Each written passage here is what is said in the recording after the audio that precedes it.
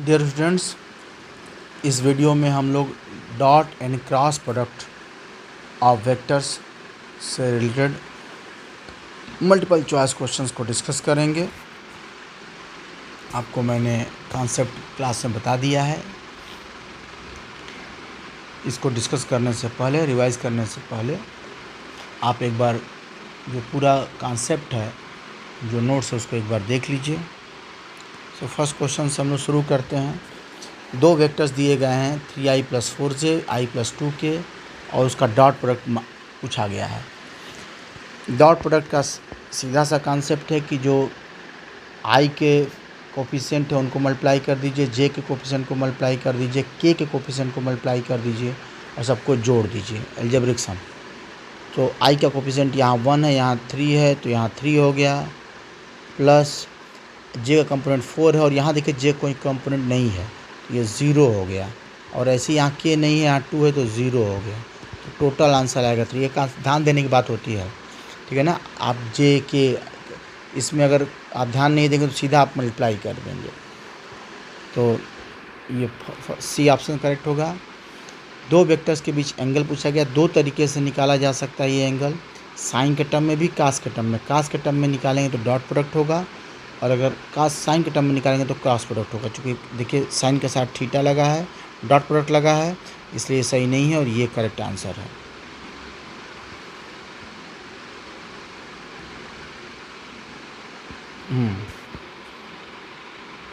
देखिए कई लोग इसको भी करेक्ट आंसर के लिए सोचेंगे, लेकिन इसमें एक गड़बड़ी है।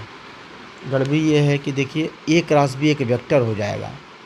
जब आप सीधा सिंपली इस आंसर को देखें तो a cross b is a vector divided mod a b, तो ये एक वेक्टर डिवाइडेड बाई स्केलर, सो एक वेक्टर क्वांटिटी आएगी। जबकि साइन थीटा वेक्टर नहीं होगा, ये कोई ना कोई स्केलर क्वांटिटी होगा।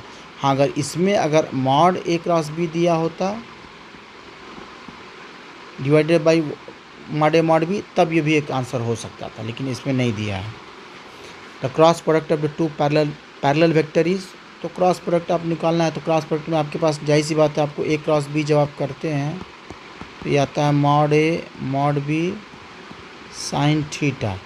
तो अगर पैरेलल वेक्टर्स के बीच थीटा क्या होगा, 0 होगा या तो 180 होगा। इस दोनों केस में साइन 0 0 या साइन 180 0 होता है, तो ये 0 वेक्टर होगा।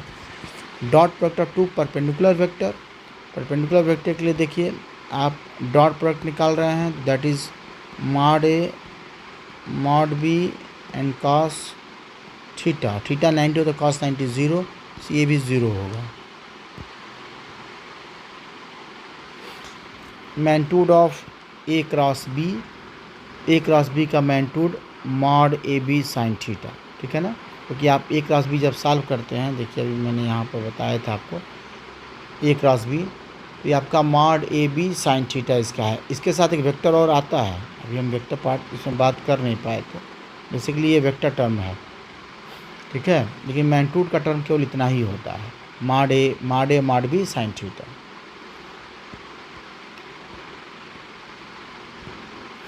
If a is given b is given then a cross b निकालना है। तो आपको मैंने मेथड बताया था a क्रॉस b निकालने के लिए। आप i j और k कर लीजिए, और ये 1 है, ये 1 है, कोफिशिएंट है i j k के, ये भी 1 है, ये 2 है, ये -1 है और ये 3 है। और इसी को आप सॉल्व कर लीजिए, चेक कर लीजिएगा मैथमेटिक्स में। तो ये this will be 3 + 1, I think 3, आपका -1 आया, माइनस के साथ प्लस हो गया, -j 3 - 2 सो 1, ठीक है। 3 × 1 3 एंड -2। ये मैथमेटिक्स आप देख लीजिएगा, क्योंकि ये आपका अपना मेथड हो सकता है।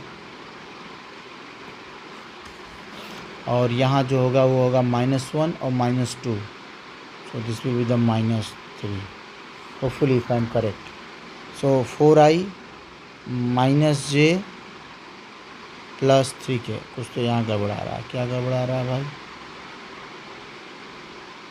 So this is 4i, this is -j, j का कोफिशिएंट में आएगा ना 3 - 2, 1 है, ठीक है। k के टर्म में कितना आया, -1 एंड -2, -3 तो आना चाहिए। ये कुछ कोफिशिएंट में गड़बड़ है क्या कैलकुलेशन में? सो आंसर जो होगा इस ये थोड़ा सा यहीं करेक्शन की ज़रूरत है, यहाँ एक करेक्शन की ज़रूरत है।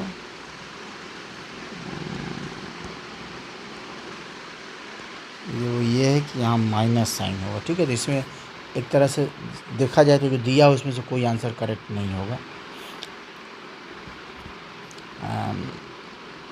जो सॉल्व आंसर किया गया है वो कितना किया गया है, दैट इज़ ये बड़ा गड़बड़ है, इसको भी -3 के कहना चाहिए आंसर को।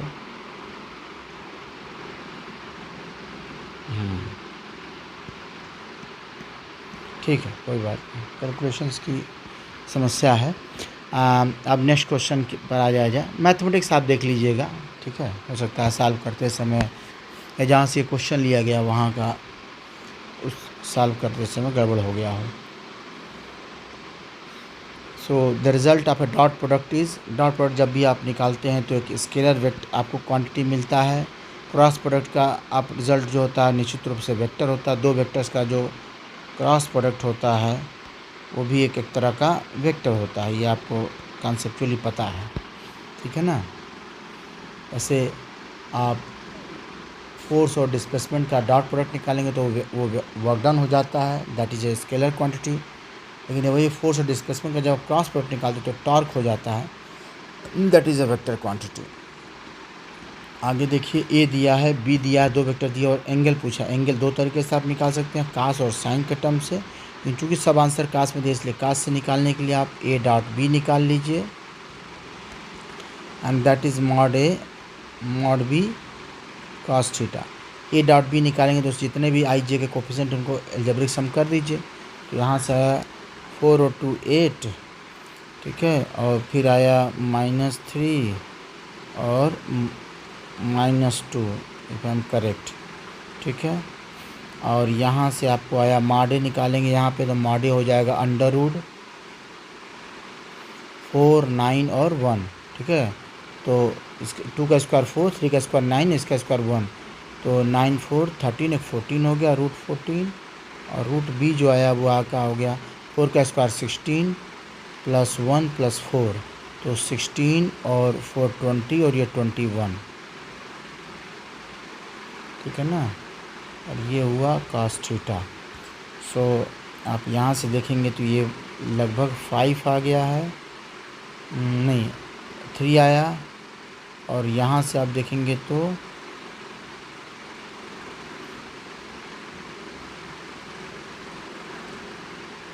7 आ जाएगा।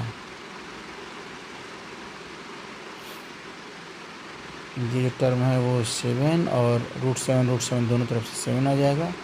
और यहाँ से √6 हो जाएगा, यहाँ से 2, यहाँ से 3, यह आया cos थीटा। तो cos थीटा का टर्म बता रहा है 7/√3, ये कोई करेक्ट आंसर नहीं आ रहा है इसको। ये भी आंसर मैच नहीं करता हुआ दिख रहा है, क्योंकि इसका आंसर आना चाहिए था cos इनवर्स 3/7√6। और इसको थोड़ा बहुत सॉल्व करेंगे तो मुझे लगता है कि √6 से ऊपर मल्टीप्लाई करें तो √6/14, इसमें से कोई भी आंसर नहीं है। तो इन चारों में से कोई भी आंसर सही नहीं है। देखिए, एक परफेक्ट एग्जांपल भी है, जब आप ऑनलाइन मटेरियल से जो कुछ भी करते हैं उसको आप फॉर ग्रांटेड ले लेते हैं। इसको एक जगह से किसी ऑनलाइन मटेरियल से उठाया गया है, लेकिन क्वेश्चंस और उसके आंसर्स गलत हैं। ये सॉल्व करने पता चल जाएगा। हमको बेसिक से सॉल्व करना है, बट व्हाटएवर आंसर जो भी हो हमारा करेक्ट मेथड है ये, ठीक है। इसमें से जो आंसर्स है वो दिया ही नहीं है। सो आपको मेथड समझ में आ गया। इससे आंसर से कोई मतलब नहीं है, लेकिन तरीका, अगर ये आंसर सही लिखा होता तो cos इनवर्स लिखा होना चाहिए था 3/7√6। और लास्ट क्वेश्चन देखा जाए, geometrical interpretation of A dot B. अगर मैं इसको थोड़ा सा हटा दूँ so geometrical interpretation of A dot B. A dot B का मैंने आपको बताया था कि ए डॉट बी जैसे आप सॉल्व करते हैं, ए डॉट बी का मतलब है dot product mod A mod B और कास थीटा। एक ये मैग्नीट्यूड है और एक इसका प्रोजेक्शन है। तो यहाँ ये प्रोजेक्शन की बात की गई है, projection of one vector on another time the magnitude of to the projection of one vector on another times on another times the magnitude of the other. ओ ठीक है, correct. Projection of one vector on another, ठीक है, ये काम होना चाहिए, times the magnitude of the other, ठीक है, ये करेक्ट आंसर होगा।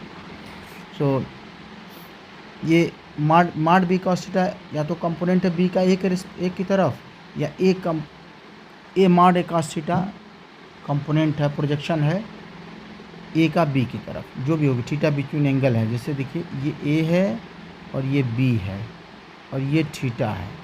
अब यही प्रोजेक्शन होता है, बी कॉस थीटा इसके डायरेक्शन में प्रोजेक्शन होगा और इस डायरेक्शन में प्रोजेक्शन होता है बी साइन थीटा, ठीक है, ओके डन।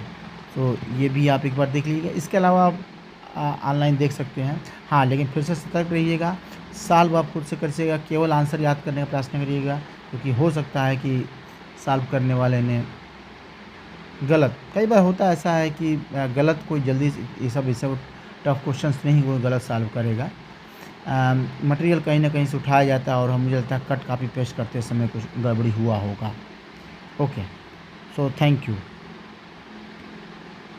अगर आपको कोई इसमें कोई सवाल पूछना होगा, कुछ आप डिस्कस करना होगा, तो आप व्हाट्सएप ग्रुप में कर सकते हैं, यहाँ पर भी कर सकते हैं, या कभी आप मेरे चैम्बर में भी आके इसको पूछ सकते हैं।